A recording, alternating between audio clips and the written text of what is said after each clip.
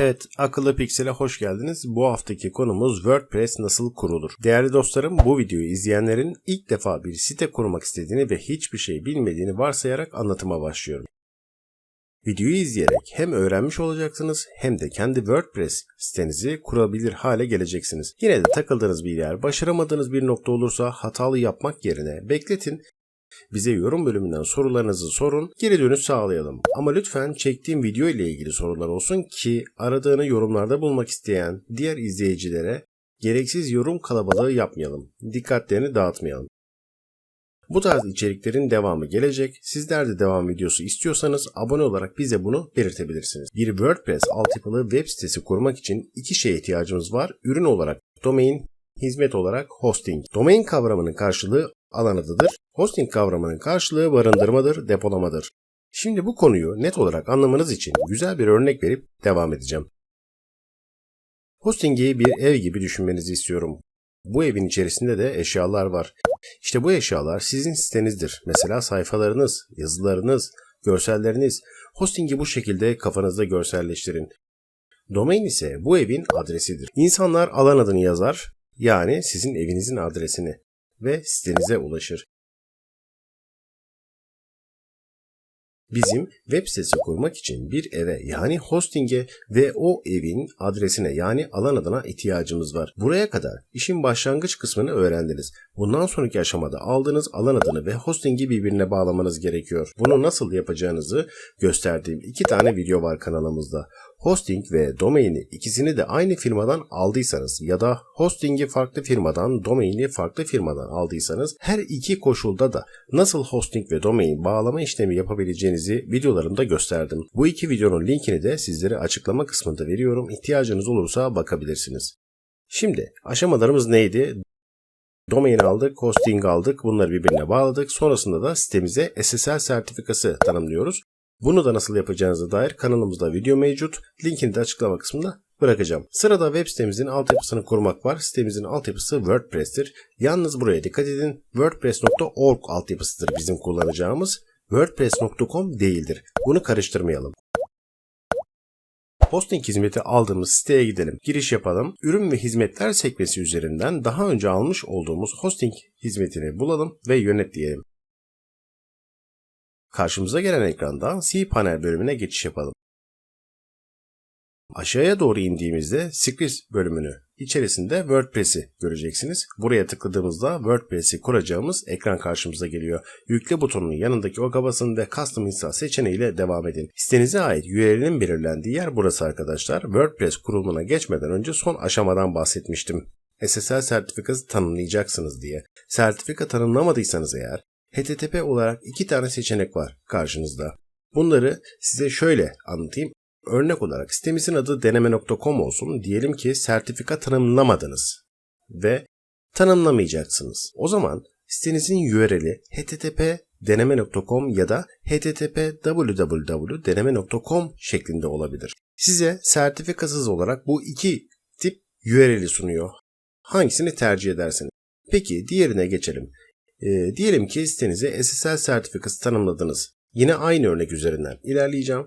Böyle olduğunda da https://deneme.com ya da https://www.deneme.com şeklinde iki URL'den birini tercih etmiş olursunuz. Yani buradaki S takısı SSL sertifikasının varlığını yokluğunu ifade eder. Bir de sonrasında gelen www kısmı var arkadaşlar. Bu kısmı teknik olarak kullanmak zorunda değilsiniz. Sizin tercihinize kalmıştır. Site URL'inin nasıl gözükmesini istiyorsanız bu yönde tercih sizindir.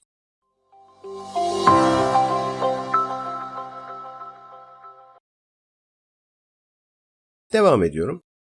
Bu bölümde de domainimi seçmemi istiyor, tercihimi yapıyor ve sıradan ilerliyorum. Şimdi site ayarları kısmındayız. Site name sitenizin adı, site description'da sitenizin açıklamasıdır. Uygun olanları buraya yazıp devam edelim. Sıra geldi sağ taraftaki Admin Account alanına. Web sitenizin yönetim paneline giriş yapacağınız admin kullanıcı adı, şifresi ve e-postayı buradan belirliyorsunuz. Admin Account alanına girdiğiniz bilgileri mutlaka not edin. Bunlara ihtiyacınız olacak. Bu bilgilere sahip olan herkes sitenizin yönetim paneline giriş sağlayabilir. Bilginiz olsun. Gelişmiş ayarlara geldiğimizde burada veri tabanı ve tablo ön eki kısımlarını görüyorsunuz. Hosting hizmetinizde çok sayıda site var ise buraya not almanız durumunda hangi veri tabanı hangi sitenize ait kolayca ayırt edebilirsiniz. Tablo ön eki kısmında veri tabanı tablolarına eklenen bir ön ektir. WordPress kurulumunda genelde WP olarak gelir ama bunu güvenlik nedeniyle değiştirmeniz önerilir. Niye? Kötü niyetli İnsanlar veri tabanını tahmin edip saldırmak isteyebilir. Sırada siteniz için tema seçimi bulunuyor. Eğer haricen satın aldığınız bir ücretli temanız yok ise buradan web sitenizin konseptine uygun bir tema seçebilirsiniz. Size göstermek amacıyla ben de temamı buradan seçip yüklemesini gerçekleştireceğim. Gezinti ve seçim sırasında ben de size birkaç bilgi vermiş olayım. Arkadaşlar, görünüm, esneklik ve özellik açısından beğendiğim 2 tane tema var. Bu temanın biri Tagdiv'e ait Newspaper temasıdır.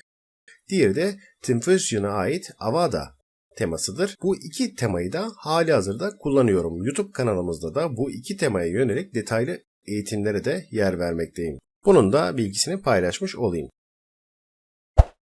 Bir tane tema seçtim. Bu ekranda temanın ön izlemesini görebiliyorsunuz. Eğer istediğiniz gibi ise sağ altta yer alan Select Theme seçeneğiyle devam edebilirsiniz. Soruya evet diyoruz. Kurulum bilgilerinin gelmesi için buraya e-posta giriyoruz ve yükle diyoruz. Şu anda web sayfamızın temeli atılıyor. Altyapısı kurulu, yani bildiğiniz çimentosu dökülüyor. Kurulum işlemi devam ederken ben de birkaç hatırlatmada bulunmak isterim. Arkadaşlar, eğer bir web siteniz varsa ya da kuracaksanız özellikle sizleri Akıllı Piksel YouTube kanalımıza abone olmaya davet ediyorum. Çünkü birçok detaylı ve teknik bilgiyi kanalımızda bulacaksınız. Akıllı Piksel bu macerada gerçekten size iyi bir rehber olacaktır. Evet, kurulum işlemi başarıyla tamamlandı. Burada kurduğunuz sitenizin tam URL'i ve yönetim URL'i yer alıyor. Özellikle yönetim URL'ini not edin. Yönetim panelinize girişi bu URL üzerinden sağlayacaksınız. Şimdi öncelikli olarak bir yönetim panelimize geçelim. Kullanıcı adı ve şifre giriyoruz. Burası WordPress sitemizin yönetim paneli arkadaşlar. Bir de sitemizi görüntüleyelim. Bu da sitemiz ve kurduğumuz temamız. Evet, videomuzun sonuna geldik. Elimden geldiği kadar hiç bilmeyenlere yönelik anlatım yapmaya çalıştım. İlk kez web sitesi kuracak olanlara yönelik bir sunum yapmaya çalıştım. Umarım faydalı olmuştur. Konuyla alakalı sorularınız olursa mutlaka yorum kısmından bizlere iletin. En kısa sürede dönüş sağlanır. YouTube kanalımızın büyümesinde senin de payın olsun İstiyorsan şimdi abone olarak bize destek verebilirsin. Yeni videolarda görüşmek üzere. Hoşça kalın.